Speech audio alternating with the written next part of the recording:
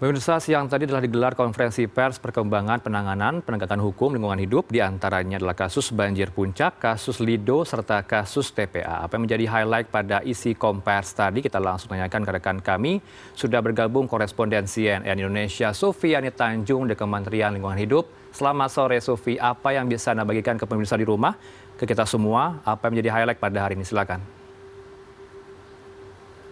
Iya, selamat sore Ranov. Baru saja memang digelar konferensi pers terkait dengan perkembangan terbaru dari penegakan penanganan hukum terkait dengan lingkungan hidup di Indonesia. Dan sejumlah highlight yang disampaikan kepada kami para media adalah diantaranya terdapat sekitar 5 TPA ilegal yang berada di kawasan Pemda yang saat ini kasusnya ada yang sudah ingkrah, kemudian juga telah ada penahanan tersangka. Di antaranya adalah terkait dengan kasus TPA sampah ilegal di Limo, Depok, Jawa Barat. Kemudian ada juga perkembangan kasus dari TPA Rawakucing yang berada di Tangerang dan juga TPA sampah Burangkeng di Bekasi, di mana saat ini tengah dilakukan pemeriksaan dari sejumlah tersangka. Kemudian ada juga TPA Sari Bagita Suwung Bali.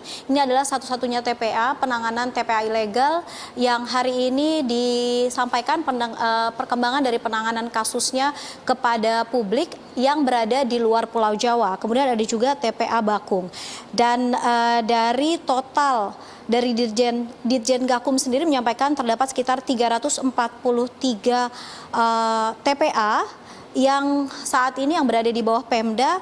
Dalam 2 bulan ini nantinya ke depannya maka akan dilakukan penindakan terhadap TPA ilegal tersebut. Kemudian yang kedua, highlight kedua adalah terkait dengan penyegelan dari Danau Lido di Bogor, Jawa Barat, di mana penyegelan ini telah dilakukan oleh Kementerian Lingkungan Hidup karena Danau Lido sendiri mengalami penyusutan signifikan dari luas awalnya sebesar 24,78 hektar maksud saya, kini hanya tersisa sekitar 11,9 hektar. Dan penyusutan yang signifikan ini diduga terjadi terkait dengan aktivitas proyek kawasan ekonomi khusus atau KEK di Lido milik dari PT MNC Land. Nah, terkait dengan penyegelan Danau Lido sendiri nantinya dari Ditjen Gakum akan melakukan pemanggilan 36 saksi, di mana nantinya jika memang terbukti ada tindakan pidana dalam penyusutan Danau Lido di Bogor, Jawa Barat ini, maka nantinya bisa ada sanksi pidana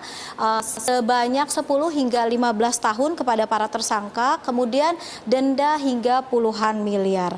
Dan juga yang terakhir, highlight terakhir dari konversi yang baru saja digelar ini ya Ranov, adalah terkait penyidikan dari kasus banjir di Puncak, Bogor, Jawa Barat, di mana dalam banjir ini sekitar 10 desa yang terdampak, kemudian terdapat korban jiwa yaitu 1 orang.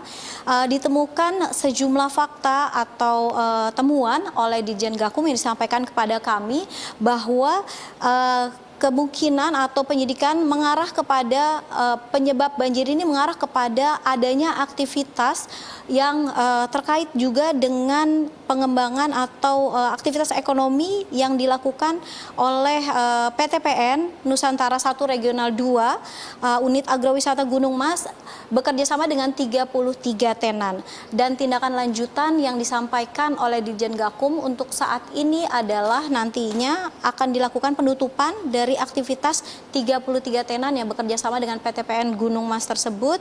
Kemudian juga nantinya akan ada penyidikan hukum tentunya untuk menemukan pemanggilan saksi-saksi untuk menemukan sebenarnya penyebab dari banjir yang terjadi beberapa waktu lalu ini dikarenakan oleh aktivitas seperti apa. Kemudian yang terakhir yang disampaikan kepada kami adalah capaian penerimaan dari PNBP untuk penyelesaian sengketa lingkungan hidup hanya dalam waktu beberapa bulan saja, artinya dimulai pada awal tahun 2025 hingga 11 Maret 2025. Ditjen Gakum sendiri berhasil melakukan memungut denda begitu sebesar 107 miliar dari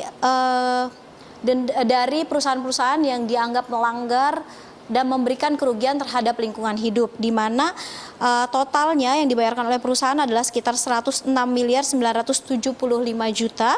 Kemudian kerugian yang dikembalikan atau diberikan kepada masyarakat yang terdampak dari aktivitas yang mengganggu lingkungan hidup ini adalah sebesar 460 juta 964 ribu rupiah.